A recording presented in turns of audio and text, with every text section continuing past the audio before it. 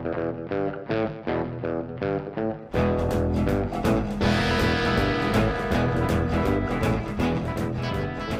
a painting is kind of like simultaneously constructing and assembling a puzzle.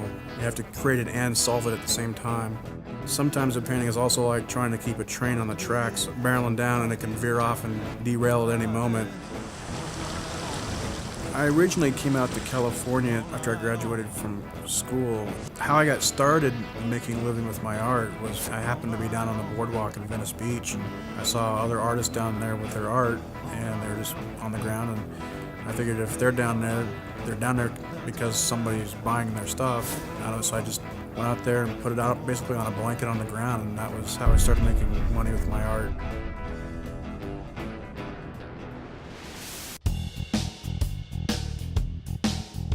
I wanted to set myself away from the crowd a bit, and I wanted to find something that was really unique to me. I didn't put a lot of pressure on myself to find my style, so to speak, or find my voice. I let that really develop naturally.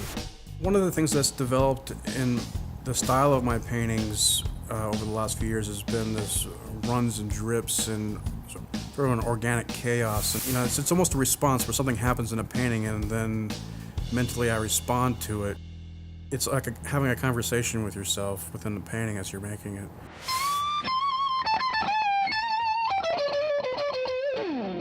When I approach what colors to use in a painting, a lot of it is an intuitive decision.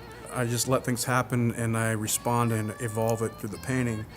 Often the hardest part of a painting is finishing it or knowing when it's finished. And so often when I think it's close to being finished, I'll just stop working on it and let it sit around while I work on other pieces. Sometimes if you push too much further than your first instinct, that it gets heavy-handed or it gets too polished and too finished, it becomes too overdone.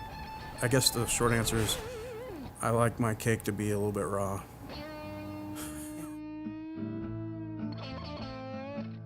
I get a comment from people on occasion, and it happens a lot more frequently. They'll say something along the lines that your paintings look like a Tarantino film on canvas, or it has the attitude of Johnny Cash. It's hard to not have the music of not only them, but other musicians I like, and filmmakers like Martin Scorsese, Christopher Nolan, Tarantino, and Sergio Leone, and Alfred Hitchcock. I wouldn't say that I'm overtly trying to emulate them when I make a painting, but I don't necessarily try to keep them out of my mind either. The essence of my work is driven by character and personality, and that's really what I'm driving for in the paintings, is creating a sense of story through posturing and body language. I also merge that with my interest in actual historical references and stories. You can see a lot of that in some of my work that involves the American West and outlaw. I'd never seen anybody make paintings that were focused on the characters and personalities like you might see in a Jesse James movie. Historically based, it had some sort of relevance and backstory, but was also entertaining and interesting. And so I try to incorporate that in some of the paintings where when you're seeing them, outside of there being a badge on the shirt, they could be a villain or a hero. They're often the same people, and then just different months. I carry that over into my mobster series of paintings, American gangsters, into sports themes with baseball players and football players from the 20s and 30s. Even some of the classic Hollywood characters that I've done, the leading men and Hollywood starlets, they have a sense of edge to them, a classiness, but they're strong people. There's a backbone there. I'm not trying to necessarily make every painting about a tough guy. I just want tough people and strong personalities. And another way that I can do that in my paintings is to incorporate a body language. As the artist, I think I need to develop a sense of empathy and understanding for the person that I'm making a painting about. So I have to understand why they think the way they think or how they feel and kind of step in their shoes a little bit.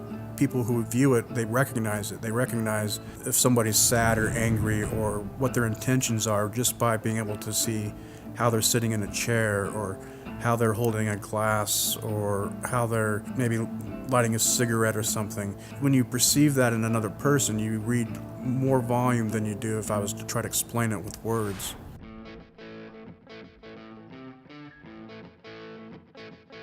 I wanted to branch out. I wanted to find new avenues and venues to meet new people and and share my art with a broader audience. And I started branching out from street festivals to doing legitimate art festivals, been accepted into some of the top art shows in the country. Before too long, I found that I was getting overwhelmed with inquiries for original paintings and prints and commissions. And so I've recruited a sales and management team, and since then I've been able to attract some celebrity collectors, and I'm in some of the top galleries in the US and Europe, and things are really happening. It's pretty exciting.